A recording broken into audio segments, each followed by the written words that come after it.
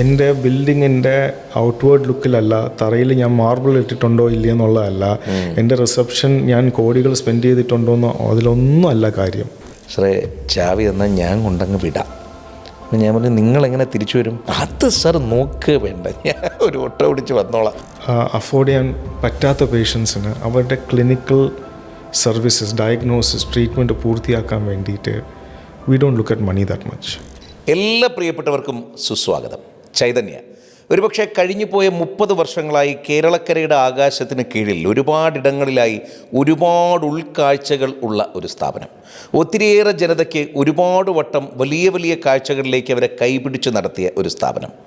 30 വർഷങ്ങൾ കൊണ്ട് കേരളത്തിൽ അങ്ങോളം ഇങ്ങോളം, പ്രത്യേകിച്ച് സൗത്ത് കേരളയിൽ ഒരു സൂപ്പർ ബ്രാൻഡായി മാറിയ സ്ഥാപനം. ചൈതന്യയുടെ ഏറ്റവും പ്രിയപ്പെട്ട ഈ യാത്രയിൽ ഉടനീളം കൂടെ ഉണ്ടായിരുന്ന, ഇതിനെ കൈപിടിച്ച് നയിച്ച ഏറെ പ്രിയപ്പെട്ട ഉണ്ണി സാർ. നമസ്കാരം സാർ. എന്നെ സംബന്ധിച്ച് ഈ പറഞ്ഞതുപോലെ നിങ്ങൾ ആ സ്ഥാപനത്തിൻ്റെ സാരഥ്യത്തിലുള്ള ഒരാളാണ്. പക്ഷേ എന്നെ സംബന്ധിച്ചൊരു വളരെ അടുത്ത സുഹൃത്തും ജ്യേഷ്ഠ സഹോദരനുമൊക്കെയാണ്. ഇന്നിങ്ങനെ ഒരു പോഡ്കാസ്റ്റിംഗ് വരുമ്പോൾ ഞാൻ ഒരുപാട് പ്രതീക്ഷിച്ച് ഇൻവൈറ്റ് ചെയ്തതാണല്ലോ. എനിക്ക് കുറേ കാര്യങ്ങൾ ചോദിക്കാനുണ്ട്, എനിക്കറിയേണ്ട കുറേ സംഗതികളുണ്ട്, അതിന് വേണ്ടിയിട്ട് വിളിച്ചതാണ്.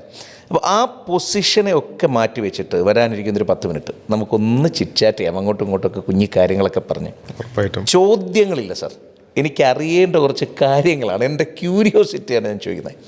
ഏറ്റവും ആദ്യത്തെ തന്നെ ഞാനൊക്കെ പഠിച്ചു വളരുന്ന ആ സമയം മുതൽ ഇങ്ങോട്ട് ഒരു 10 ഞാൻ കംപ്ലീറ്റ് യൂണിവേഴ്സിറ്റി കോളേജ്, അപ്പോൾ കേശവദാസപുരം വഴിയാണ് എൻ്റെ പോക്കും വരവുമൊക്കെ.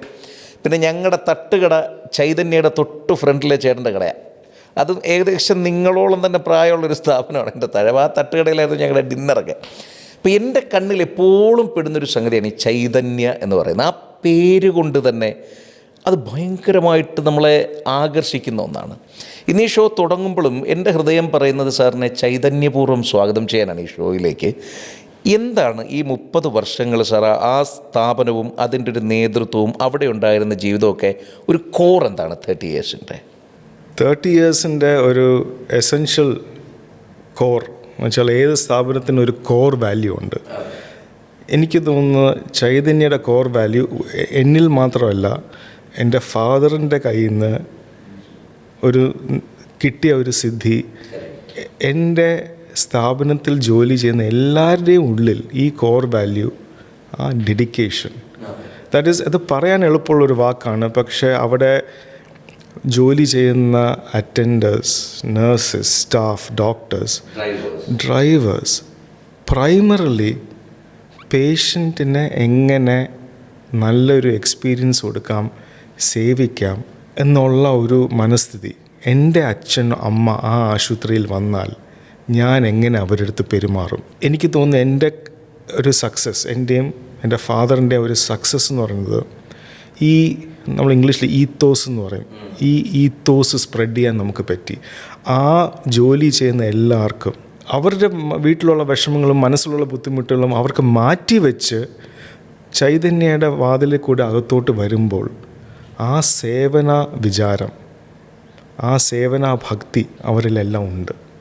അത് എനിക്ക് ഏറ്റവും പ്രൈഡ് ഉണ്ടാക്കുന്ന ഒരു കാര്യമാണത്. അല്ല, എനിക്കത് നേരിട്ട് അനുഭവമുണ്ട് സാർ. ഈ പറഞ്ഞ പോലെ ഇപ്പോൾ എനിക്ക് തോന്നുന്നു സാറിനെ എനിക്ക് ഏകദേശം ഒരു 10-15 വർഷത്തിലേറെ ആയിട്ട് അറിയാം. ഞാൻ ഏറെ ബഹുമാനിക്കുന്ന, ഒരുപാട് ഇഷ്ടപ്പെടുന്ന വ്യക്തിത്വങ്ങളിലൊന്നാണ്. സാറിനെ ഇരുത്തിക്കൊണ്ട് പറയുന്നതല്ലേ. പക്ഷേ എനിക്കെന്തോ ഈ ചില മനുഷ്യരോട് നമുക്കൊരു ഓറ കിട്ടുമല്ലോ, ഒരു കരിസ്മ. അതിൻ്റെ കാരണം യഥോ രാജ തഥോ പ്രജ എന്നാണ് എൻ്റെ ഒരു കോൺസെപ്റ്റ്. നമ്മളൊരു സ്ഥാപനത്തിലേക്ക് പോകുമ്പോൾ ആ സ്ഥാപനത്തിൻ്റെ ഡ്രൈവർ വരെ നീളുന്ന ആൾക്കാരിലേക്ക് എന്താണോ പടരുന്നത് അത് ആ ലീഡർഷിപ്പിൽ നിന്നാണെന്നാണ് ഞാൻ വിശ്വസിക്കുന്നത്. എൻ്റെ സ്ഥാപനങ്ങളിൽ ഞാൻ അങ്ങനെയാണ് ചെയ്യാറും. ഞാൻ എപ്പോഴും നന്നായിരുന്നാൽ മാത്രമേ ടീം നന്നാവുള്ളൂ. നിങ്ങളുടെ ടീമിനെ ഞാൻ നേരിട്ട് തന്നെ കണ്ടതാണ്. ഞാനിടയ്ക്ക് കണ്ണിൻ്റെ ഒരു ചെറിയ പ്രശ്നമൊക്കെ ആയിട്ട് അവിടെ വന്നിട്ടുണ്ടായിരുന്നു. അപ്പോൾ ആ സമയത്തൊരു പക്ഷേ ഒരു ചെറിയ സർജറിയൊക്കെ പോലെയാണ്. ഞാൻ നല്ല പേടിച്ചാണ് അവിടെ വരുന്നത്. എൻ്റെ പേഴ്സണൽ എക്സ്പീരിയൻസാണ്. വൈ ചൈതന്യ ഞാൻ എന്തുകൊണ്ട് അത് ഓപ്റ്റ് ചെയ്തു എന്ന് വെച്ചാൽ എൻ്റെ ഒരു ട്രസ്റ്റ് ഫാക്ടർ, എൻ്റെ ഒരു ക്രെഡിബിലിറ്റി നിങ്ങൾ തരുന്നത്, അല്ലെങ്കിൽ നിങ്ങൾ തന്നൊരു ഫീലാണ്. എനിക്ക് ചൈതന്യയിൽ തന്നെ പോകണം, എനിക്ക് അവിടെ ചെന്നാൽ ഉണ്ണി സാറിനെ കാണാം പോലെയുള്ളൊരു തോട്ടുണ്ടായിരുന്നു. ഞാൻ അവിടെ വന്നിട്ട് സാറിനെയാണ് അന്വേഷിച്ചത്. എനിക്ക് ഉണ്ണി സാറിനെ ഒന്ന് കാണാൻ പറ്റും. അന്ന് നമ്മൾ കണ്ടു, എനിക്ക് സർജറിയൊക്കെ കഴിഞ്ഞു. പക്ഷെ എന്നാൽ സാറിൻ്റെ കെയർ ഒബ്വിയസ്ലി സാറിൻ്റെ ഫീൽഡാണല്ലോ. അപ്പോൾ സാർ അത് അങ്ങനെ തന്നെ പൂ പോലെ നോക്കും, എന്നെ അങ്ങനെ നോക്കി എനിക്ക് വളരെ ഗംഭീരമായിട്ട് കഴിഞ്ഞു. പക്ഷെ ഞാൻ ശ്രദ്ധിച്ചത് അതിനേക്കാൾ കൂടുതൽ അവിടുത്തെ സ്റ്റാഫിൻ്റെ ഒരു ബിഹേവിയറാണ്.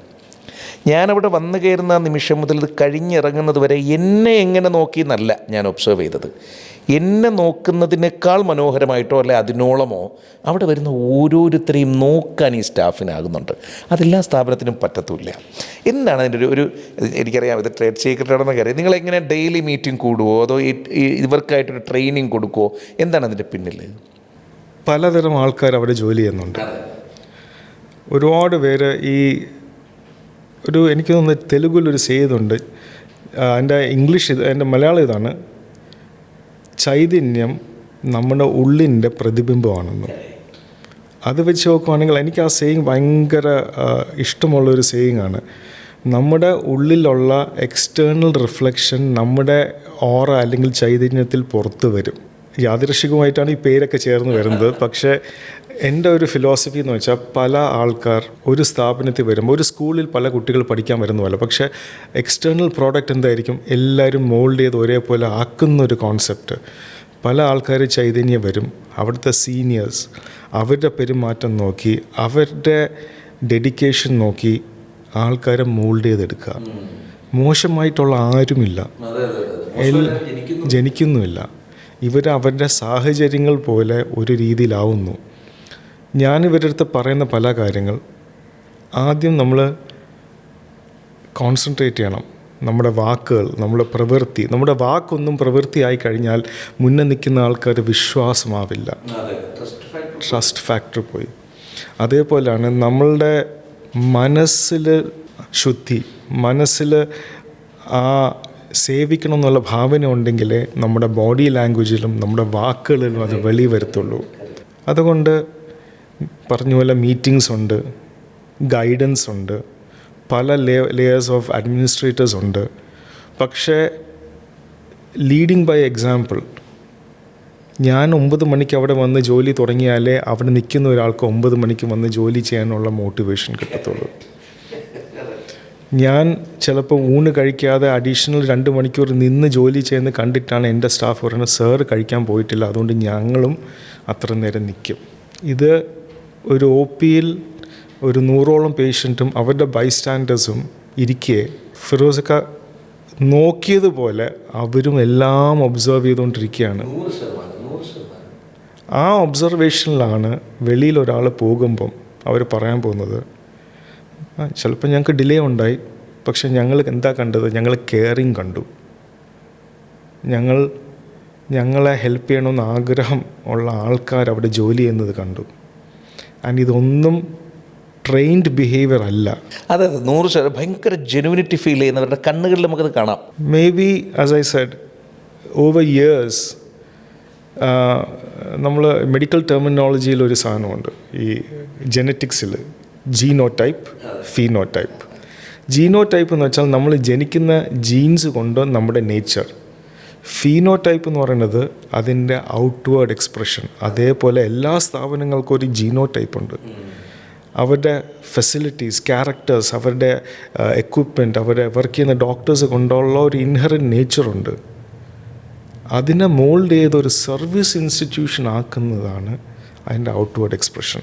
അല്ല, എനിക്കിപ്പോഴും അത് തന്നെയാണ്, തുടങ്ങിയത് തന്നെയാണ് പറയാനുള്ളത്, യഥോ രാജ തഥോ പ്രജ. അതായത് അതിൻ്റെ ഒരു ഇൻറ്റൻസിറ്റി ഒരു പക്ഷേ അവിടെ പോയിട്ടുള്ള നിങ്ങൾക്ക് അറിയാമായിരിക്കും. ഒപ്പം സാറിനെ ഇരുത്തിക്കൊണ്ട് തന്നെ എനിക്ക് നിങ്ങളോട്, സ്റ്റാഫിനോട് പറയാനുള്ളത്, നിങ്ങൾ ഗംഭീരമായിരുന്നു കേട്ടോ. അതൊരു ടെസ്റ്റിമോണിയലായിട്ട് നിങ്ങൾ എടുത്തോളൂ. ഹൃദയം കൊണ്ട് പറയാണ്.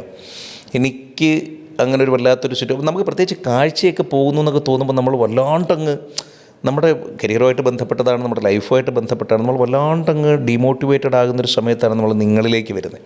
അപ്പോൾ അവിടുത്തെ ഞാൻ ഈ ഡ്രൈവേഴ്സിനെ എടുത്തെടുത്ത് പറഞ്ഞല്ലോ, അവിടുത്തെ ആ സെക്യൂരിറ്റി മുതൽ ഇങ്ങ് വരെ എന്നോട് സാറിൻ്റെ ഒരു ഡ്രൈവർ വന്ന് ചോദിച്ചത്, അദ്ദേഹത്തിനെ ചോദിക്കേണ്ട യാതൊരു കാര്യമില്ല. എൻ്റെ വണ്ടി പാർക്കിങ് കിടക്കുകയാണ്, അപ്പോൾ ഞാൻ കണ്ണിലെ മരുന്നൊക്കെ ഒഴിച്ചിട്ട് ചെറിയൊരു മങ്ങലുണ്ട്. സാർ എന്നോട് പറഞ്ഞത് ഒരു 2 മണിക്കൂർ വെയിറ്റ് ചെയ്തിട്ട് പോകാനാണ്. എനിക്ക് വളരെ പെട്ടെന്ന് പോകണമായിരുന്നു. അപ്പോൾ ഇതിലൊന്നും തന്നെ ഇടപെടാത്തൊരു ഡ്രൈവർ ഇതെല്ലാം ഒബ്സർവ് ചെയ്യായിരുന്നു. അദ്ദേഹം വന്നിട്ട് എന്നോട് ഇങ്ങോട്ട് ചോദിച്ചത്, സാറേ ചാവി തന്നാൽ ഞാൻ കൊണ്ടങ്ങ് വിടാം. അപ്പം ഞാൻ പറഞ്ഞു, നിങ്ങളെങ്ങനെ തിരിച്ചു വരും? അത് സാർ നോക്ക് വേണ്ട, ഞാൻ ഒരു ഓട്ടോ പിടിച്ച് വന്നോളാം എന്നൊരു സ്റ്റാഫ് പറയണമെങ്കിൽ, ഐ റിപ്പീറ്റ്, യഥോ രാജ തഥോ പ്രജ. ശരി, ഞാനിങ്ങനെ ആലോചിക്കായിരുന്നു സാറേ, ഈ സാറിനെ ആദ്യമായിട്ട് കാണുന്നതാണ് എൻ്റെ മനസ്സിൽ വന്നത്. ഒരുപാട് പേര് പറഞ്ഞു കേട്ടിട്ടുണ്ട് ചൈതന്യ ഉണ്ണി സാർ. എന്നെ സംബന്ധിച്ച് ചൈതന്യ എന്ന് പറയുന്നത് എന്താ, നമ്മൾ പുറത്തുനിന്ന് കാണുന്നൊരു വലിയ ഹോസ്പിറ്റൽ. അതിനുശേഷം ആ വളർച്ച നല്ല കാര്യമായിട്ട് കാണുന്നുണ്ട്. അത്യാവശ്യം നമ്മുടെ തിരുവനന്തപുരത്തിൻ്റെ പല മേഖലകളിലേക്കും ഇതിങ്ങനെ സ്പ്രെഡാവുന്ന കാണുന്നുണ്ട്. നിങ്ങളുടെ സോഷ്യലി കമ്മിറ്റഡ് ആക്ടിവിറ്റീസ് കാണുന്നുണ്ട്. അപ്പോഴൊക്കെ ഇതിൻ്റെ പിന്നിലാരും നമ്മൾ ഒബ്വിയസ്ലി അന്വേഷിക്കില്ല. അപ്പോൾ ഒരു ഉണ്ണി ഡോക്ടർ എന്നേ അറിയുള്ളൂ.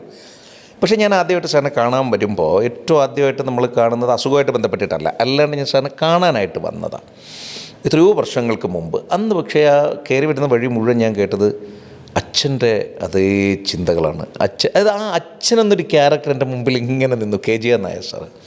പിന്നീട് ഞാനിത് ആരാണ് എന്നത് ഞാൻ എൻ്റെ വഴിക്ക് അന്വേഷിച്ചപ്പോൾ ഒരുപാട് ക്രാന്തദർശിയായ, ഒരുപാട് ദീർഘദർശിയായ, അതായത് ഇനി വരുന്നൊരു 100-150 വർഷങ്ങൾക്കപ്പുറത്തേക്കുള്ള ചിന്തകളെപ്പോലും ഒരുപാട് വർഷങ്ങൾക്ക് മുൻപ് എസ്റ്റാബ്ലിഷ് ചെയ്തൊരു മനുഷ്യനാണെന്നുള്ളതാണ് എനിക്ക് മനസ്സിലായത്.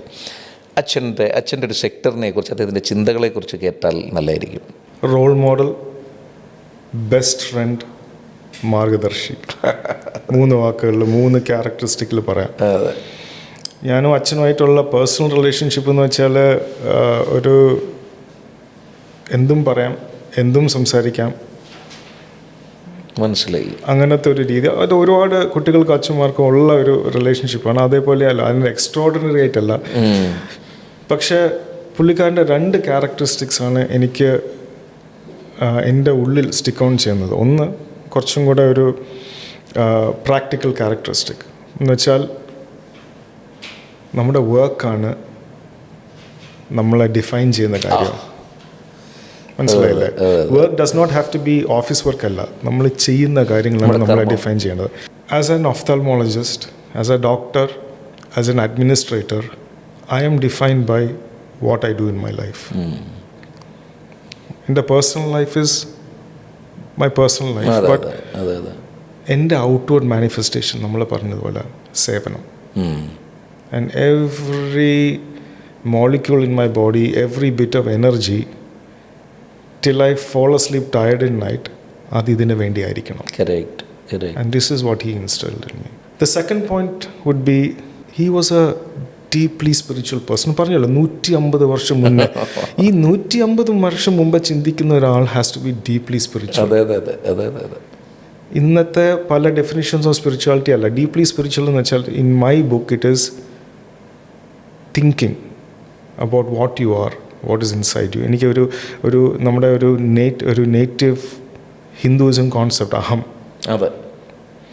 അഹം is too big a concept to discuss, പക്ഷേ in practical terms for all of us, നമ്മുടെ ഉള്ളിൽ ഒരു സത്യം, നമ്മുടെ ഉള്ളിൽ ഈ സോൾ എന്നോ എന്തോ പറയുന്നത്, നമ്മുടെ ഉള്ളിൽ there is something inside us which all of us neglect. We go after a lot of material things, fame, money and all those things, but we neglect what is to be fueled and taken care of. നമ്മുടെ ഉള്ളിലുള്ള whatever we do, നമ്മൾ realise ചെയ്യണം. Like a man who is trapped in 4 walls, our consciousness is trapped in our body, in our mind. അതിനെ വളർത്തുക, അതിനെ സന്തോഷിപ്പിക്കുക, അത് duty നിർവഹിക്കുക. അങ്ങനെ ചെയ്താൽ നമ്മുടെ ചുറ്റുമുള്ള ആൾക്കാർക്കും നമ്മുടെ ചുറ്റുമുള്ള ആക്ടിവിറ്റീസ് ആൾക്കാരെ ബാധിക്കുന്നതും പോസിറ്റീവായിട്ടേ വരത്തുള്ളൂ.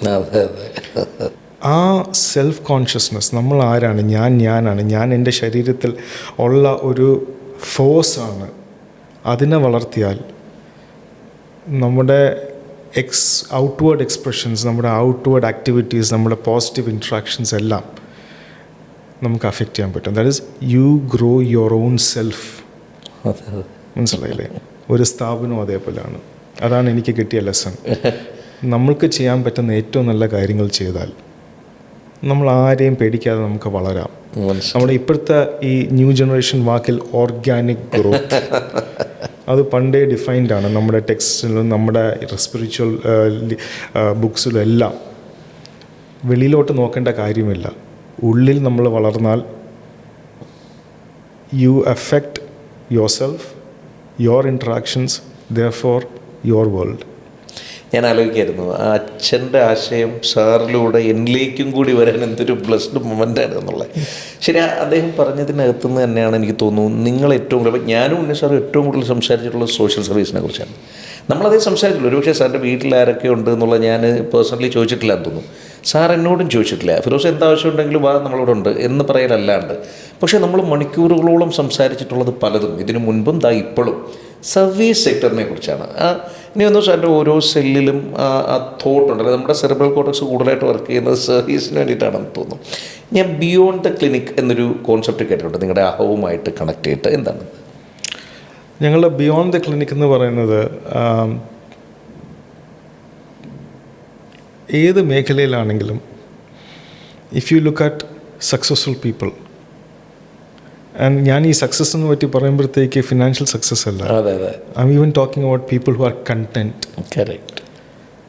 ദേ ഹാവ് അവരുടെ ജോലിക്കപ്പുറം ദേ ഹാവ് ഫൗണ്ട് അവന്യൂസ് അവർക്ക് സക്സസ് കൊടുക്കാൻ, സന്തോഷം കൊടുക്കുന്ന അവന്യൂസ് അവർ കണ്ടുപിടിച്ചു, ക്രിയേറ്റ് ചെയ്തു, വളർത്തി, അത് വലുതായി.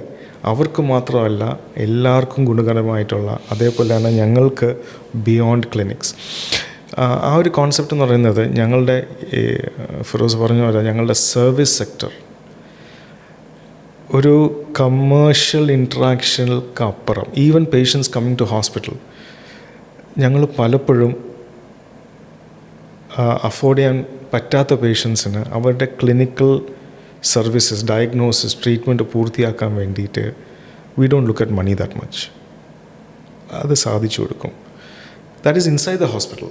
പക്ഷേ അതിൻ്റെ പുറത്ത് ഞങ്ങൾ റെക്കഗ്നൈസ് ചെയ്യുന്നു ഒരുപാട് ആൾക്കാർക്ക് ഞങ്ങളുടെ എക്സ്പേർട്ട് സേവനം കിട്ടാൻ വയ്യാതെ ബുദ്ധിമുട്ടുന്നുണ്ടെന്നാണ്. ഈ നാട്ടിൽ വേറെ ആശുപത്രികൾ ഇല്ല എന്നല്ല 100%. പക്ഷേ ഞങ്ങൾക്ക് പലപ്പോഴും ആലോചിച്ചിട്ടുണ്ട് what we can give them just for the matter of ഒരു ഫിനാൻഷ്യൽ കാര്യം കൊണ്ട് നിഷേധിക്കപ്പെടാൻ പാടില്ല. അതിൽ കൂടെ തന്നെ ഞങ്ങൾ നടത്തുന്ന ഒരുപാട് സോഷ്യൽ സെക്ടർ ക്യാമ്പയിൻസ് ഉണ്ട്, ക്യാമ്പ്സ് ഉണ്ട്, അവെയർനെസ്. അതിൻ്റെ ഇമ്പോർട്ടൻസ് നമുക്ക് ആർക്കും അതിൻ്റെ അറിയില്ല. ഇഫ് യു ക്യാൻ ഒരു അസുഖത്തിനെ പറ്റി അറിയാവുന്നുണ്ടെങ്കിൽ, നമ്മൾക്ക് അതിൻ്റെ തുടക്കം മനസ്സിലാക്കാൻ പറ്റുമെന്നുണ്ടെങ്കിൽ, ഒരാളുടെ ലൈഫ് ടൈമിലുള്ള financial burden, blindness risk, loss, employment loss, family support loss എല്ലാം ഒഴിവാക്കാൻ പറ്റും. അതുകൊണ്ട് social commitment starts with educating people. അതിനുശേഷം അവർക്ക് അവരുടെ മേഖലയിൽ പോയിട്ട് സർവീസ് ഡെലിവറി, അവർക്ക് കൊടുക്കാൻ പറ്റുന്ന ചികിത്സ, ഫിനാൻഷ്യൽ സപ്പോർട്ട് കൊടുക്കുക. അവർക്ക് ലഭിക്കാൻ പറ്റാത്ത ചികിത്സ, സ്പെഷ്യാലിറ്റി കെയർ അവരിൽ എത്തിക്കുക. ഇതിന് വേണ്ടിയിട്ട് ഞങ്ങൾക്ക് ചൈതന്യ സൈറ്റ് ഫൗണ്ടേഷൻ വെച്ചൊരു ഓർഗനൈസേഷനുണ്ട്. അതിൽ ഞങ്ങൾ ചെയ്തിട്ടുള്ള, ഞങ്ങൾക്ക് ഭയങ്കര പ്രൗഡായിട്ടുള്ള ആക്ടിവിറ്റീസ് ഒരു സ്പെക്ട്രമാണ്, ഒരു സ്പെക്ട്രമാണത്. ഈ വൈറ്റ് കെയിൻ ഡേ ഞങ്ങൾ സെലിബ്രേറ്റ് ചെയ്തു. സ്പെഷ്യാലിറ്റി കാറ്ററാക്ട് ഫ്രീ ക്യാമ്പ്സും അതൊക്കെ എല്ലാവരും ചെയ്യുന്നതാണെങ്കിൽ ഞങ്ങളുടെ ഒരു പർട്ടിക്കുലർ മേഖലയിൽ ബ്ലൈൻഡ് സ്കൂൾസിലും ബ്ലൈൻഡ് ഹോംസിലും പോയി, ഓൾഡ് ഏജ് ഹോംസിലും പോയി ഞങ്ങൾക്ക് സർവീസ് കൊടുക്കാൻ പറ്റിയിട്ടുണ്ട്. എനിക്ക് ഭയങ്കര സന്തോഷം ഉണ്ടാക്കിയ ഒരു ഇവൻ്റാണ് ഞങ്ങളുടെ ബ്ലൈൻഡ് ചെസ്. ബ്ലൈൻഡ് ചെസ് എൻ്റെ കണ്ണ് തുറന്നു തന്ന ഒരു ഇവൻ്റാണ്. ദാറ്റ് വൈകല്യം, ബുദ്ധിമുട്ട്, ഫിനാൻഷ്യൽ ഹാൻഡിക്യാപ്പ്, വിഷ്വൽ ഹാൻഡിക്യാപ്പ്, ഇതൊക്കെ കടന്ന് ചെസ്സ് പോലത്തെ ഒരു ഇൻട്രിക്കറ്റ് ഗെയിം നമുക്കാണെങ്കിൽ ആ പീസസ് അവിടെ കണ്ടാലേ നമുക്ക് ആക്ട് ചെയ്യാൻ പറ്റത്തുള്ളൂ. അവരുടെ ആ ഞാൻ പറയുന്ന സൂപ്പർ പവർ മനസ്സിൽ ഓർക്കുക, മൂവ് ആൻറ്റിസിപ്പേറ്റ് ചെയ്യുക.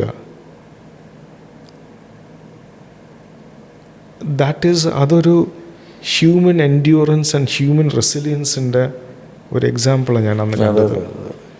ഇൻഫാക്റ്റ് ഉൾപ്പെടെയുള്ള ഒരുപാട് പ്രവർത്തനങ്ങളിൽ ഭാഗമാകാൻ പറ്റിയെന്ന് പറയുന്നത് എനിക്ക് ഭയങ്കര സന്തോഷമാണ്. അതായത് നിങ്ങളുടെ കോൺസെപ്റ്റ് മനോഹരമാണ്. പക്ഷെ പലപ്പോഴും ഞാൻ ശ്രദ്ധിക്കാറുണ്ട് സാർ, ഈ ഫ്രണ്ട് ലൈനിലേക്ക് ഇതാദ്യമായിട്ട് ഞാൻ നിർബന്ധിച്ച് കൊണ്ടുവന്നിരുത്തി എനിക്കൊരു പോഡ്കാസ്റ്റ് വേണം. അത് 30 വർഷമായി, നിങ്ങളുടെ അറിവിലേക്കായിട്ട് പറയുകയാണ്. 30 വർഷമായിട്ട് ചൈതന്യ എന്ന് പറയുന്നൊരു സൂപ്പർ ബ്രാൻഡാണ് എന്നെ സംബന്ധിച്ച്. കേരളക്കരയിൽ ഒരുപാട് പേർക്ക് ഈ പറഞ്ഞതുപോലെ അറിഞ്ഞും അറിയാതെ, നിങ്ങൾ അറിഞ്ഞും അറിയാതെയും കാഴ്ച നൽകിയ ഒരു സ്ഥാപനമാണ്. ഒത്തിരി മനുഷ്യർക്ക് ഇവരുടെ CSR വിങ് എന്നൊന്നും പറഞ്ഞതിനെ ചെറുതാക്കിക്കൂടാ. ഒരുപാട് മനുഷ്യർക്ക് അവർക്ക് കാഴ്ച നൽകിയൊരു സ്ഥാപനമാണ്, ഒരുപാട് ഹെൽപ്പ് ചെയ്തൊരു സ്ഥാപനമാണ്. പക്ഷേ എനിക്കെപ്പോഴും ഉണ്ണിസാറിനുള്ളൊരു പരാതി, ഉണ്ണിസാർ പലപ്പോഴും ലൈറ്റിലേക്ക് വരില്ല. ഞങ്ങളൊക്കെ ഈ ലൈറ്റിൻ്റെ താഴെ ഇങ്ങനെ ഇരിക്കാൻ ഇഷ്ടപ്പെടുന്നു. പക്ഷേ സാർ ചെയ്യുന്ന സേവനങ്ങൾ പുറത്തറിയുന്നത് വളരെ കുറവാണ്. അല്ലെ, അതിന് മാർക്കറ്റിംഗ് അല്ലെങ്കിൽ PR അതൊന്നും അല്ല ചൈതന്യ സാർ. ആദ്യം പറഞ്ഞോളൂ, കർമ്മമാണ്, നിങ്ങളുടെ കർമ്മം തന്നെയാണ് ഈ 30 വർഷം നിങ്ങളെ ഇങ്ങനെ വളർത്തിയത്. ഇപ്പോഴും വളർന്നുകൊണ്ടിരിക്കുന്നത്, പുതിയതൊക്കെ വരുന്നു. എന്താ വെളിയിൽ വരാത്തത്? അത് എൻ്റെ ഒരു കോൺസെപ്റ്റ്, എന്നെപ്പറ്റി ഞാനല്ലല്ലോ പറയേണ്ടത്, അല്ലേ? ചൈതന്യയെ പറ്റി പറയേണ്ടത് ബാക്കി എല്ലാവരുമാണ് പറയേണ്ടത്. മനസ്സിലായില്ലേ? ഞാൻ എപ്പോഴും പറയുന്നത്, എനിക്കൊരു ഹെൽത്ത് കെയർ പ്രൊമോഷൻ ടീമുണ്ട്. ഞാൻ ഒരിക്കലും അത് മാർക്കറ്റിംഗ് ടീം എന്ന് പറയാറില്ല, ഹെൽത്ത് കെയർ പ്രൊമോഷൻ. ഞാൻ അവരുടെ അടുത്ത് പറയുന്നൊരു കാര്യം, ഈ ലോകത്തിൻ്റെ ചുറ്റും പോകേണ്ടത് ദ വേൾഡ്സ് ലൗഡസ്റ്റ് വിസ്പർ. മനസ്സിലായില്ലേ? എന്നുവെച്ചാൽ എന്നെപ്പറ്റി അല്ലെങ്കിൽ ചൈതന്യയെപ്പറ്റി കൊട്ടിഘോഷിച്ചുകൊണ്ട് നടക്കണ്ട. പക്ഷെ പറയുന്ന ആളും ഓരോരുത്തരും സിൻസിയറായിട്ട് പറഞ്ഞാൽ ആ ട്രാൻസ്മിഷൻ ഓഫ് ഇൻഫർമേഷൻ അല്ലെങ്കിൽ good will is the world's loudest whisper. Correct. അതെനിക്കും കൂടി പുതിയൊരു പാഠമാണ്. മാത്രമല്ല, ഈ ഇപ്പോഴത്തെ ഒരു കാലഘട്ടത്തിൽ പോലും ഇത് ഭയങ്കര ചലഞ്ചിങ് ആണ് സാറേ. പ്രത്യേകിച്ച് ഇത്രയും വലിയൊരു ലോകം, ഇത്രയും വലിയ കോമ്പറ്റീഷൻ. ചൈതന്യയ്ക്കും ഒബ്വിയസ്ലി ചലഞ്ചസ് കാണുമായിരിക്കും. ഇത്രയും 10-30 വർഷമൊക്കെ നമ്മൾ നിലനിൽക്കണമെങ്കിൽ, പ്രത്യേകിച്ച് ഓരോ ജംഗ്ഷനിലും ഒരു കുഞ്ഞ് ഹോസ്പിറ്റൽ വെച്ചിട്ടെങ്കിലും ഹെൽത്ത് ഇൻഡസ്ട്രി അത്രയും മാത്രം മാറുകയാണ്. ഒരു പരിധിവരെ കേരളത്തിന് അത് ഭയങ്കര നേട്ടമായിട്ട് മനസ്സിലാക്കുന്ന ഒരാളാണ് ഞാൻ. ഏത് അസുഖത്തിൻ്റെയും കുഞ്ഞു ക്ലിനിക്കുകൾ വരുന്നു. അതേസമയം അതൊരു ഭയങ്കര ചലഞ്ചുമാണ്, അല്ലേ? ഒരു 30 വർഷം നമ്മൾ പലപ്പോഴും സ്പിരിച്വാലിറ്റി കൊണ്ടോ അല്ലെങ്കിൽ നമ്മുടെ ഇത്തരം തോട്ട്സ് കൊണ്ടോ മാത്രം നമുക്കൊരു സ്ഥാപനം പോകില്ലല്ലോ. അപ്പോൾ ദേ മസ്റ്റ് ബി അതിൻ്റേതായ കുറേ ടെക്നിക്സോ അതല്ലെങ്കിൽ കുറേ ചലഞ്ചസിനെ ഓവർകം ചെയ്ത രീതിയൊക്കെയാണ്. എന്തായിരുന്നു പ്രധാനമായിട്ടുള്ള ചലഞ്ച് ഈ 30 വർഷത്തെ? ഡെയിലി ചലഞ്ചസ് എപ്പോഴും ഉണ്ട്. ഡെയിലി ചലഞ്ചസ്, അതിപ്പം സ്റ്റാഫ് ആണെങ്കിലും പേഷ്യൻ്റ് ബുദ്ധിമുട്ടുകളാണെങ്കിലും അതെല്ലാം. ഞാൻ പഠിച്ച കാര്യം, നമ്മൾ ഏത് വിഷമമുണ്ടെങ്കിലും തലേ ദിവസത്തെ വിഷമം ഉറങ്ങി കഴിയുമ്പോൾ അടുത്ത ദിവസം പുതിയൊരു വിഷമത്തിലേക്ക് ആലോചിക്കാം. പഴയതിനെ പറ്റി ആലോചിച്ചുകൊണ്ടിരിക്കരുത്. It ends at 12 o'clock എന്നുള്ളൊരു കോൺസെപ്റ്റ്. പക്ഷേ ഈ ചോദിച്ച എൻ്റെ പെയിൻ പോയിൻറ്റ്സ് എന്താണ്? To be very honest, competition is not a pain point for me. എനിക്ക് തോന്നിയിട്ടില്ല ചൈതന്യയെ സംബന്ധിച്ച്. അല്ല, എനിക്ക് കോമ്പറ്റീഷൻ പെയിൻ പോയിന്റ് ആണ്. I have to compete with myself. അങ്ങനെ മനസ്സിലായില്ലേ?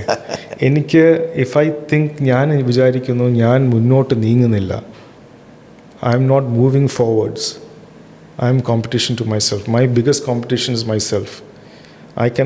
എനിക്ക് personally I cannot go to sleep thinking that I have not done something significant. അത് എൻ്റെ ഒരു ഇൻറ്റേർണൽ പെയിൻ പോയിൻ്റാണ്. മനസ്സിലായി. ഒരു സ്ഥാപനം എന്നുള്ള രീതിയിൽ എൻ്റെ പെയിൻ പോയിൻ്റ് എന്ന് പറയുന്നത്, ഇപ്പം ഞങ്ങൾക്ക് മൾട്ടിപ്പിൾ എസ്റ്റാബ്ലിഷ്മെൻറ്റ്സ് ആയി, എങ്ങനെ ഇതിൽ ഞങ്ങളുടെ ക്വാളിറ്റി മെയിൻറ്റെയിൻ ചെയ്യും, ഞങ്ങളുടെ ഇൻഫ്രാസ്ട്രക്ചർ മെയിൻറ്റെയിൻ ചെയ്യും, ഞങ്ങളുടെ ടെക്നോളജി എങ്ങനെ അപ് ടു ഡേറ്റ് ചെയ്യും. That becomes an expensive affair. എന്നുവെച്ചാൽ ഒരിക്കലും ഒരു സ്ഥാപനത്തിൻ്റെ ഔട്ട്വേർഡ് സർവീസ് കുറയാൻ പാടില്ല. ട്രിവാൻഡ്രത്ത് ഹെഡ് ഓഫീസ് ആണെങ്കിലും പുതിയതായിട്ട് എസ്റ്റാബ്ലിഷ് ചെയ്ത ഒരു സ്ഥാപനമാണെങ്കിലും അവരുടെ ഡോക്ടേഴ്സിൻ്റെ സേവനം, സ്റ്റാഫിൻ്റെ ആറ്റിറ്റ്യൂഡ്, എക്വിപ്മെൻറ്റ്, അതിൻ്റെ ബ്രേക്ക് ഡൗൺ വരുമ്പോൾ എങ്ങനെ മെയിൻറ്റെയിൻ ചെയ്യും, ഇറ്റ് ഓൾ മാറ്റേഴ്സ്. ആൻഡ് എൻ്റെ ഒരു കോൺസെപ്റ്റ് എന്ന് വെച്ചാൽ, if you take care of the little things, the big things will take care of themselves. അപ്പോൾ അതൊരു പെയിൻ പോയിന്റ് ആണ്. That is how to maintain the reputation of Chaitanya. ഞാൻ സത്യത്തിൽ മറ്റേ ലാലേട്ടൻ്റെ ഒരു ഇൻ്റർവ്യൂവിൽ ഇരിക്കുന്നൊരു ഫീൽഡിലിരിക്കും. ഉണ്ണി സാർ ഇങ്ങനെ ഇത്രയും ഡീപ്പായിട്ടൊക്കെ ചിന്തകൾ സൂക്ഷിക്കുന്ന ഒരാളാണെന്നുള്ള സത്യം പറഞ്ഞാൽ ഈ ഒരു ലെവലിൽ എനിക്കറിയത്തില്ലായിരുന്നു. ഇന്ന് പക്ഷേ നമ്മൾ നമ്മൾ കൈകാര്യം ചെയ്തുകൊണ്ടിരിക്കുന്നത് എനിക്കും കൂടിയൊക്കെ കുറേ പറഞ്ഞ പോലെ നമ്മുടെ ഉൾക്കണ്ണ് തുറക്കുന്ന ചൈതന്യം എന്നൊക്കെ പറയുന്ന പോലെ. പിന്നെ ഈ ചൈതന്യ എന്ന പേരും നിങ്ങളുടെ സ്റ്റാഫിൻ്റെ ചൈതന്യവും നിങ്ങളുടെ ഓരോ ടീമിൻ്റെയും അല്ലെ നിങ്ങളവിടെ വന്നിറങ്ങിപ്പോകുന്ന ഓരോ പേഷ്യൻറ്റിൻ്റെയും ഒക്കെ മുഖത്തുണ്ടാകുന്നൊരു ചൈതന്യവും ദൈവാനുഗ്രഹം കൂടിയാണ്. എല്ലാവർക്കും കിട്ടത്തില്ല ആ സംഗതി. ഇതിനെ ബിസിനസ്സായിട്ട് കണ്ടിരുന്നെങ്കിൽ ഒരു പക്ഷേ ഈ ലെവലിലേക്ക് ചൈതന്യക്ക് വളരാൻ പറ്റില്ല എന്നാണ് പേഴ്സണലി ഞാൻ മനസ്സിലാക്കുന്നത്. നിങ്ങൾ കുറച്ചുകൂടി നിങ്ങളൊരു ഷേക്കിംഗ് ഹാൻഡ്സാണ്. ഷേക്കിംഗ് ഹാൻഡ്സ് എന്നോ അല്ലെങ്കിൽ കൈ പിടിച്ച് കയറ്റാൻ ശ്രമിക്കുന്നൊരു ഫീലാണ് പലപ്പോഴും ചൈതന്യയിൽ നിന്ന് കണ്ടിട്ടുള്ളത്. ഇതിങ്ങനെ വളരുകയാണല്ലോ സാറേ, സ്പ്രെഡാവുകയാണ്. വളരെ പെട്ടെന്ന് സ്പ്രെഡായി എന്ന് പറയുന്നൊരു വിഭാഗമുണ്ട് ചൈതന്യം. 30 വർഷമെടുത്ത് സ്ലോ ആൻഡ് സ്റ്റഡി ആയിട്ട് വളർന്നു എന്ന് പറയുന്ന എന്നെപ്പോലെ വിശ്വസിക്കുന്ന കുറച്ച് പേരുണ്ട്. സാർ ഇതിനെ എങ്ങനെയാണ് വിലയിരുത്തുന്നത്? 30 വർഷം കൊണ്ട് നമ്മൾ അത്യാവശ്യമൊക്കെ വളർന്നു. ഈ വളർച്ച റാപ്പിഡായിട്ട് സംഭവിച്ചു എന്നാണോ സാറിന് തോന്നുന്നത്, അഥവാ സ്ലോ ആൻഡ് സ്റ്റഡിയിലൂടെ വന്നതാണോ? എങ്ങോട്ടാണ് നമ്മൾ അടുത്തൊരു 60 വർഷത്തിലേക്ക് ഫോക്കസ് ചെയ്യുന്നത്? ഇത് പറയുന്നതിന് മുമ്പ് എനിക്ക് വളരെ ഇഷ്ടപ്പെട്ട ഒരു അനലോജി ഉണ്ട്. അത് മേ ബി നമ്മുടെ വാട്സാപ്പ് യൂണിവേഴ്സിറ്റി ആയിരിക്കാം, എനിക്ക് ഓർമ്മയില്ല. നമ്മളൊരു ബാംബു ട്രീ നടുമ്പോൾ അതിന് വെള്ളമൊഴിക്കുന്നു. ആദ്യത്തെ 3 വർഷം അത് വളരുന്നില്ല. 4-ാമത്തെ 5-ാമത്തെയും വർഷം അത് സ്കൈയിലോട്ട് ആ ബാംബു അങ്ങ് പോകുന്നു.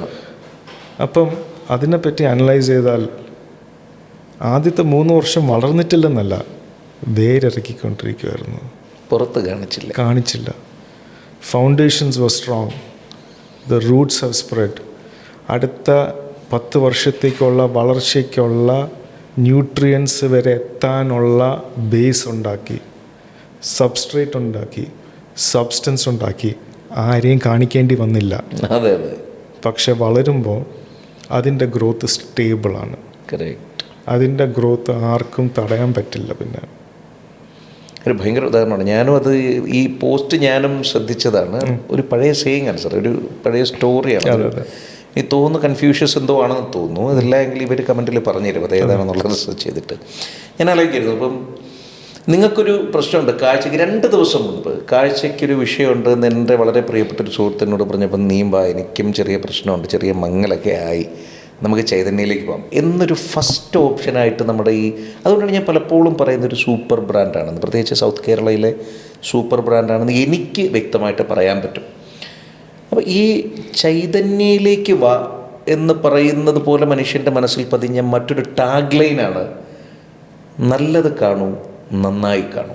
എന്നെ ഭയങ്കരമായി ചിന്തിപ്പിച്ചൊന്നാണ് സാർ ഇത്. ചിലപ്പോൾ നിങ്ങളുടെ ഒരു ക്യാപ്ഷനായിരിക്കാം, അല്ലെങ്കിൽ നിങ്ങൾക്കൊരു മാർക്കറ്റിംഗ് ടാഗ് ലൈൻ മാത്രമായിരിക്കും, അതായിരിക്കില്ല എന്നാണ്. എന്നാലും അങ്ങനെ ആയിരിക്കാം ഒരു ഇൻസ്റ്റിറ്റ്യൂഷനെ സംബന്ധിച്ച്. പക്ഷേ ഞാൻ 2-3 കഥകൾ പോലും അതിൽ നിന്ന് എഴുതിയിട്ടുണ്ട്. നല്ലത് കാണൂ, നന്നായി കാണൂ എന്ന് തരുന്നൊരു സ്കൈ ഉണ്ടല്ലോ സാറേ, ഒരു വലിയ ഒരു കാഴ്ചപ്പാടാണല്ലോ. എങ്ങനെ ഉണ്ടായത് അത്? എനിക്ക് I really appreciate you for അതിൻ്റെ ഡെപ്ത്. ഒരുപാട് പേര് അത് കേൾക്കുമ്പോഴത്തേക്ക് സൂപ്പർഫിഷ്യലായിട്ട് വിടുന്ന ഒരു ടാഗ് ലൈനാണ്. പക്ഷെ എൻ്റെ മനസ്സിൽ അതിൻ്റെ ഒരു മൾട്ടി ഡയമെൻഷണൽ ഡെപ്ത് ഉണ്ട് അതിന്. ഒന്ന്, വാട്ട് യു റീഡ്, നല്ലത് കാണൂ, നന്നായി കാണൂ. ദ സെക്കൻഡ് വുഡ് ബി ഒരു ചെറിയൊരു മാർക്കറ്റിംഗ് ട്വിസ്റ്റ്.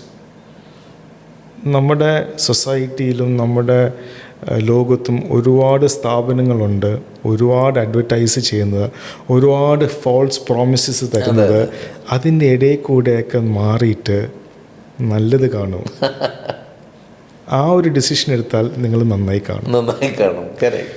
ആൻഡ് മൂന്നാമത്തത്, ഒരു ഹീലിങ്ങിന് ഏത് ബോഡി പാർട്ട് ആയിക്കോട്ടെ, ഒരു ഹീലിങ്ങിന് നമുക്ക് വേണ്ടത് ക്ലാരിറ്റി ഓഫ് തോട്ട്, പോസിറ്റിവിറ്റി, ഇൻറ്റൻഷൻസിൻ്റെ പോസിറ്റിവിറ്റി. ഹീൽ ചെയ്യുന്ന മനസ്സാണ്. And your faith. കറക്റ്റ്. അത് നന്നായിട്ട് കണ്ടാൽ നല്ലത് കാണും, നന്നായിട്ട് കാണും. ഇനി ഇതിൻ്റെയൊക്കെ ഉപരിപ്ലവമായിട്ടുള്ള ഇതിൻ്റെയൊക്കെ ഒരു മുകളിൽ നിൽക്കുന്ന അല്ലെ അതിനോടൊപ്പം ചേർന്ന് നിൽക്കുന്ന മറ്റൊരു ചിന്തം കൂടിയുണ്ട്. നമ്മുടെ ആ സ്ഥാപനത്തിലെ ഓരോന്നും നല്ല കാഴ്ചകളാണ്. അവിടുത്തെ ഓരോന്നും സാറേ, നമുക്കതിലൊരു ബിസിനസ് സംരംഭമായിട്ട് തോന്നാത്തതും കുടുംബമായിട്ടും. എൻ്റെ ഫാമിലി കംപ്ലീറ്റ്ലി ചൈതന്യയിലാണ്. എനിക്ക് തോന്നുന്നു സാർ പലപ്പോഴും അറിയാറില്ല. ഞാൻ വിളിച്ചാലുള്ള പ്രശ്നം സാറ് നേരെ ആരെങ്കിലും ഒരാളെ അറേഞ്ച് ചെയ്യും, പിന്നെ അവർ അസിസ്റ്റ് ചെയ്യും. ഞാൻ ആദ്യം കരുതി അത് എന്നോടുള്ളൊരു സ്നേഹം കൊണ്ടാണെന്ന്.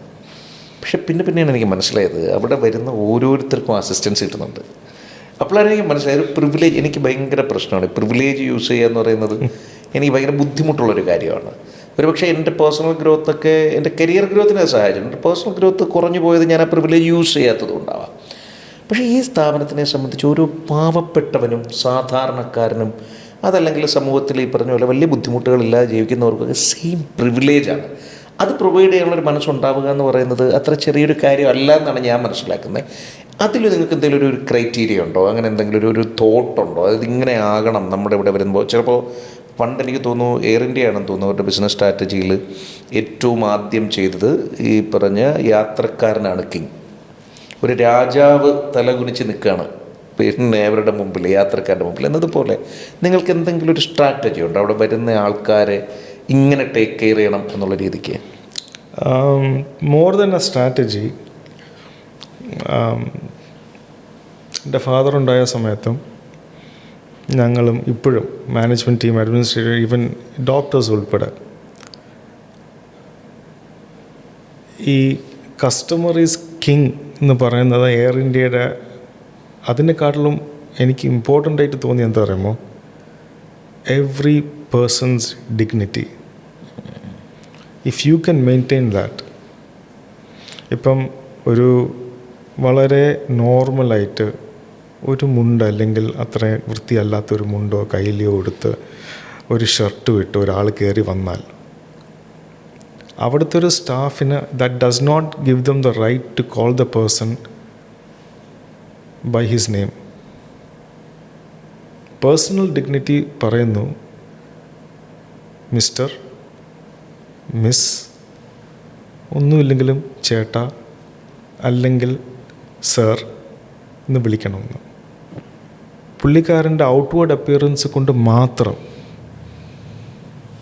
ദ ഫസ്റ്റ് സ്റ്റെപ്പ് ഒരാളെ അഡ്രസ്സ് ചെയ്യുമ്പോൾ മോശപ്പെട്ട രീതിയിൽ അഡ്രസ്സ് ചെയ്യാൻ പാടില്ല.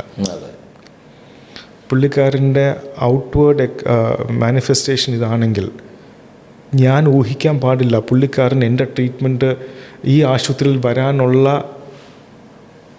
കഴിവില്ലെന്നോ ഊഹിക്കാൻ പാടില്ല. ശരിയാവണമെന്നില്ല. ശരിയല്ലെങ്കിൽ പിന്നെ എൻ്റെ സർവീസ് ആസ്പെക്റ്റ് വെളി വരണം. പക്ഷെ ഒരിക്കലും ഞാൻ എന്നുള്ള വ്യക്തി അല്ലെങ്കിൽ എൻ്റെ കൂടെ വരുന്ന വ്യക്തി പ്രെജുഡിസസ് വെച്ച് ഒരാളുടെ പേഴ്സണൽ ഡിഗ്നിറ്റി ചോദ്യം ചെയ്യാൻ പാടില്ല. മനസ്സിലായില്ലേ? What ever, may be in the hospital, may be outside the hospital, എൻ്റെ ഏത് ഇൻട്രാക്ഷനിലും. മനസ്സിലായില്ലേ? ഞാനപ്പം എൻ്റെ അടുത്ത് ഒരാൾ പണ്ട് പറഞ്ഞൊരു കാര്യമാണ്, ഞാൻ പ്രാക്ടീസ് ചെയ്യുന്നൊരു കാര്യം, ഒരു സിമ്പിൾ, ഒരു റെസ്റ്റോറൻറ്റിലൊരു വെയിറ്റർ ഒരു സാധനം കൊണ്ടുവന്നാൽ നമ്മളെല്ലാവരും അത് അക്നോളജ് ചെയ്യണം. അയാളുടെ ജോലിയാണ് അവിടെ കൊണ്ട് വയ്ക്കുന്നതെന്നുള്ള ഫീലിംഗ് അല്ല. മുഖത്ത് നോക്കി അറ്റ്ലീസ്റ്റ് ഒരു ഹെഡ് നോഡ് അല്ലെങ്കിൽ ഒരു thank you, what ever his work. ആ പുള്ളിക്കാരൻ്റെ വർക്ക് ഡിഗ്നിറ്റി നമ്മൾ റെസ്പെക്റ്റ് ചെയ്യുന്നു. ഇതേപോലെ എൻ്റെ സ്ഥാപനത്തിൽ വരുന്ന ഓരോ ആൾക്കാരുടെ പേഴ്സണൽ ഡിഗ്നിറ്റി ഞാൻ റെസ്പെക്റ്റ് ചെയ്തേ പറ്റൂ. ഞാനല്ല, എൻ്റെ സ്ഥാപനം റെസ്പെക്റ്റ് ചെയ്തേ പറ്റൂ. കറക്റ്റാണ്. എനിക്കത് നേരിട്ടറിയാമല്ലോ. ഒരുപാട് വിദഗ്ധരായ ഡോക്ടർമാർ, ഞാൻ അതും കൂടി ചോദിക്കണമല്ലോ. സത്യത്തിൽ എൻ്റെ മനസ്സിൽ അങ്ങനെ ഒരു ചോദ്യത്തിൻ്റെ പ്ലാൻ ഉണ്ടായിരുന്നില്ല. പക്ഷേ സാർ ഇപ്പോൾ ഇത് പറഞ്ഞപ്പോൾ എല്ലാവരും നല്ല ഡോക്ടേഴ്സാണ്. ഇപ്പോൾ നമ്മളിപ്പോൾ പിന്നെ കുട്ടികളുമായിട്ട് അവിടെ വരികയാണെങ്കിലും, പ്രത്യേകിച്ച് ഇപ്പോഴത്തെ കുട്ടികൾക്ക് കാഴ്ചയുടെ കാര്യത്തിൽ ഒരു പക്ഷേ നമ്മുടെ ജനറേഷൻ്റെ അത്രയും ഇല്ല. നമ്മുടെ ജനറേഷനാണ്, നമ്മുടെ ഇതിന് മുമ്പത്തെ ജനറേഷൻ അത്രയും ഇല്ല. ഇപ്പോൾ കുട്ടികളുടെ കാര്യത്തിലാണെങ്കിലും ശരി, വാപ്പായം കൊണ്ട് അവിടെ വരികയാണെങ്കിലും ശരി, മുതിർന്നവരുടെ കാര്യത്തിലായാലും എൻ്റെ കാര്യത്തിലാണെങ്കിലും ശരി, നമ്മൾ കാണുന്ന ഡോക്ടേഴ്സൊക്കെ നമ്മളെ കൺവിൻസ് ചെയ്യിക്കുന്നൊരു രീതിയുണ്ട്. ചിലപ്പോൾ ഈ പ്രൈവറ്റ് സെക്ടറിലെ ഐ ഹോസ്പിറ്റലുകളുമായിട്ടുള്ള പരിചയം എനിക്ക് നേരത്തെയും ഉള്ളതുകൊണ്ടാവാം ഇതിലെങ്ങും തന്നെ എന്നെ കൺവിൻസ് ചെയ്യിപ്പിക്കുന്നത് എൻ്റെ ഹെൽത്ത് മാത്രമായിട്ട് തോന്നിയിട്ടുള്ളൂ. അതല്ലാണ്ട് എന്നെ ഇവർ ഈ പറഞ്ഞ പോലെ നമ്മൾ മറ്റേ ഊറ്റിപ്പിടിയൽ എന്ന് പറയുന്ന തനിനാടൻ പ്രയോഗത്തിലേക്ക് എനിക്കിതുവരെ തോന്നിയിട്ടില്ല. എല്ലാം വിദഗ്ധരായ ഡോക്ടേഴ്സിനെ ഒരുപോലെ മാനേജ് ചെയ്യുക എന്ന് പറയുന്നത് അത് വലിയൊരു ടാസ്ക്കാണെന്ന് എനിക്കറിയുകയും ചെയ്യാം. സാറിൻ്റെ ടീം നല്ലതാണ്, ആ ഒരു ഡോക്ടർ പാനൽ ഒക്കെ നല്ലതാണ്. ആ ഡോക്ടേഴ്സിനെ കുറിച്ച് നമുക്കൊരു 2 വാക്ക്, എന്താണ് അവസ്ഥ അവരുടെ?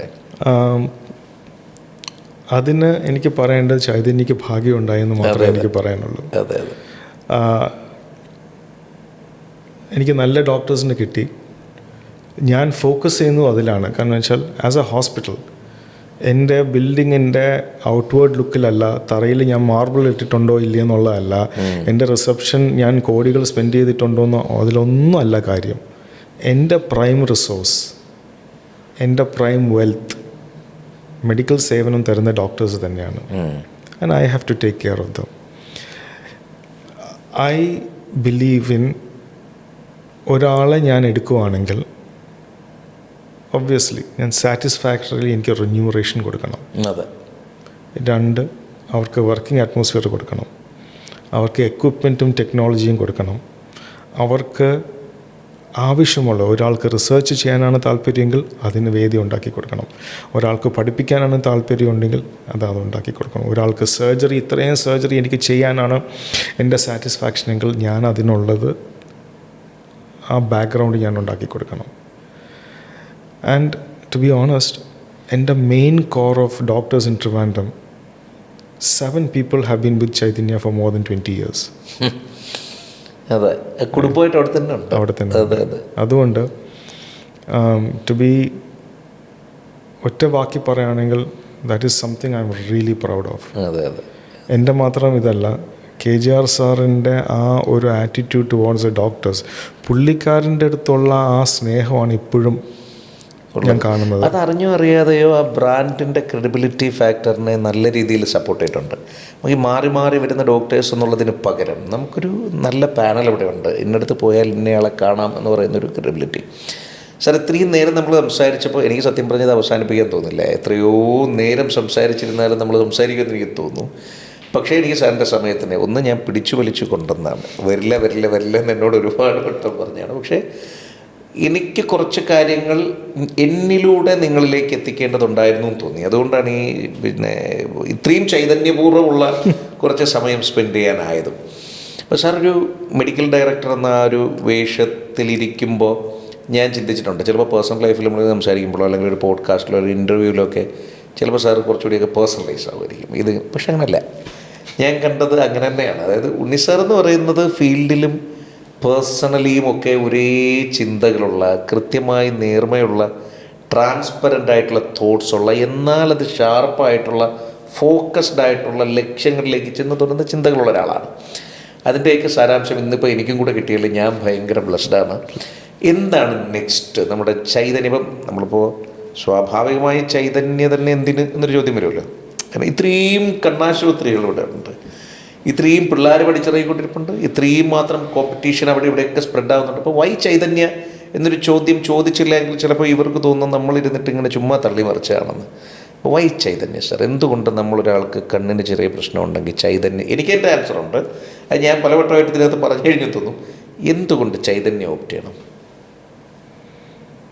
ഒരു ബോർഡർ ലൈൻ മാർക്കറ്റിംഗ് ക്വസ്റ്റ്യൻ ആയിപ്പോയോ എന്നൊരു സംശയമുണ്ട്. പക്ഷേ എൻ്റെ ഉള്ളിൽ നിന്ന് ഞാൻ സംസാരിക്കുകയാണെങ്കിൽ എനിക്കൊരു നല്ലൊരു വിശ്വാസമുണ്ട്, കോൺഷ്യൻസിന് നിരക്കാത്ത ഒന്നും എൻ്റെ ടീം ചെയ്യില്ല എന്നുള്ളൊരു വിശ്വാസമുണ്ട്. എന്ത് ചെയ്താലും പേഷ്യൻറ്റിന് നല്ലത് ആലോചിച്ചേ ചെയ്യത്തുള്ളൂ. കോംപ്ലിക്കേഷൻസ് വരാം, ബുദ്ധിമുട്ടുകൾ വരാം, റോഡ് ബ്ലോക്ക്സ് വരാം. പക്ഷെ ആ റോഡ് ബ്ലോക്ക് വന്നാലും ഏത് ഡോക്ടറാണെങ്കിലും കൂടെ നിൽക്കും. അതെ, ഓണസ്റ്റായിട്ട് പറയും. അതുമാത്രമേ ഈ പറഞ്ഞതുപോലെ ഒരു ട്രാൻസ്പാരൻസി, ഒരു സ്റ്റിക്കിംഗ് ഓൺ ടു ഒരു എത്തിക്കൽ പ്രാക്ടീസ്, മേ ബി ഇതൊക്കെ ഫോൾട്ടുകളും ആവാം. But I am proud of those faults. പക്ഷേ എനിക്ക് തോന്നുന്നില്ല സാർ അതൊരു ഒരു ഫോൾട്ടാണെന്ന്. കാരണം അങ്ങനെയെങ്കിൽ ഈ 30 വർഷങ്ങൾ നമ്മൾ എത്തിച്ചേരുമായിരുന്നില്ല, ഇത്രയും മനോഹരമായി നമ്മൾ നിലയുറപ്പിക്കുമായിരുന്നില്ല. വലിയ ബഹളങ്ങളില്ല സാറേ പറഞ്ഞ പ്രയോഗത്തിനെ ഞാൻ ഭയങ്കരമായിട്ട് റെസ്പെക്റ്റ് ചെയ്യുന്നു. നിങ്ങളുടെ ഫൗണ്ടേഷൻ പോകുന്ന ടൈം ഉൾപ്പെടെ ഞാൻ കൂടെ ഉണ്ടായിരുന്നു, അല്ലെങ്കിൽ എനിക്കത് കാണാനായി. പലപ്പോഴും എന്നോട് പലരും ചൈതന്യം വളരെ പെട്ടെന്ന് ഡെവലപ്പ് ആയില്ലെന്ന് ചോദിക്കുമ്പോൾ ഞാനൊരു ചിരി ഉള്ളിൽ സൂക്ഷിക്കാറുണ്ട്. അങ്ങനെ അല്ല അതിൻ്റെ യാഥാർത്ഥ്യം എന്നറിയാവുന്നതുകൊണ്ട് ഒരുപാട് സന്തോഷം സാർ. എനിക്ക് ഇത്രയും മനോഹരമായിട്ടുള്ള സമയം നമ്മൾ എനിക്ക് കുറേ പുതിയ ചിന്തകൾ കിട്ടി.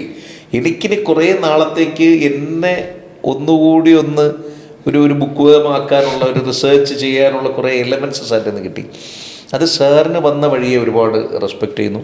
അത് സാറ് പകർന്നു കൊടുക്കുന്ന രീതിയെ ഞാൻ ഒരുപാട് റെസ്പെക്റ്റ് ചെയ്യുന്നു. സാറിൻ്റെ ഓരോ ടീംമേറ്റ്സിലേക്കും ഈ പ്രകാശം കിട്ടുന്നതിൽ ഞാനും ഒരുപാട് സന്തോഷിക്കുന്നു, ആ ബഹുമാനവും നേരുന്നു. ഒരു പ്രസ്ഥാനം എങ്ങനെയാകണം, അതിനെ ഏത് രീതിയിൽ നയിക്കണം എന്നത് ഒന്നാമത്തെ പാഠം. 2, ചൈതന്യ എന്ന പേരിനോട് 100% നീതി പുലർത്തുന്ന ഒരു സൂപ്പർ ബ്രാൻഡായി കേരളത്തിൽ തന്നെ ചൈതന്യം മാറിക്കൊണ്ടിരിക്കുന്ന ഒരു കാഴ്ചയ്ക്ക് സാക്ഷ്യം വഹിക്കാൻ നമുക്കാകുന്നു എന്നത് രണ്ടാമത്തെ കാര്യം. 3, ഒരു സ്ഥാപനത്തിൽ വന്നു പോകുന്നവരുടെ അവരുടെ കച്ചവട ചിന്തകൾക്കപ്പുറത്തേക്ക് എങ്ങനെ അവരുടെ ലൈഫിലേക്കൊരു ചൈതന്യം നിറയ്ക്കാം എന്ന് ചിന്തിക്കുന്നൊരു പ്രസ്ഥാനത്തിൻ്റെ ചിന്തകൾ.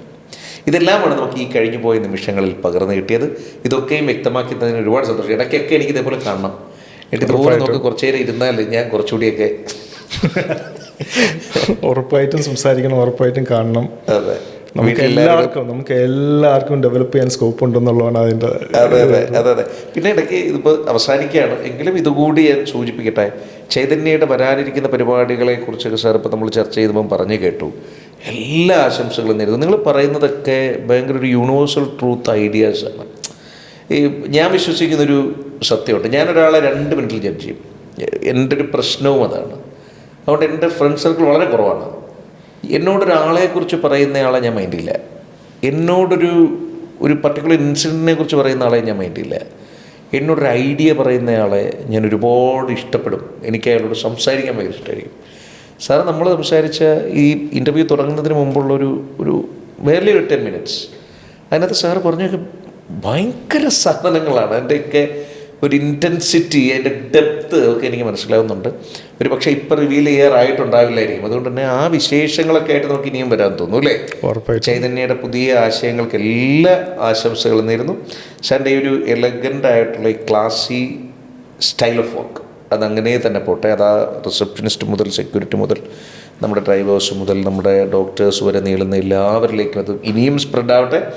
അത് സ്പ്രെഡാകുന്നതിനേക്കാൾ ഇരട്ടി വേഗത്തിൽ ഇനിയും റാപ്പിഡായി, എന്നാൽ ഫൗണ്ടേഷനിൽ റൂട്ട് വളരെ നല്ല രീതിയിൽ പിടിച്ചുകൊണ്ട് ചൈതന്യ ഓൾ ഓവർ കേരളയും സൗത്ത് ഇന്ത്യയും മുഴുവൻ സ്പ്രെഡാകട്ടെ എന്ന് ആത്മാർത്ഥമായിട്ട് ആഗ്രഹിക്കുന്നു. All the very best. Thank you so much.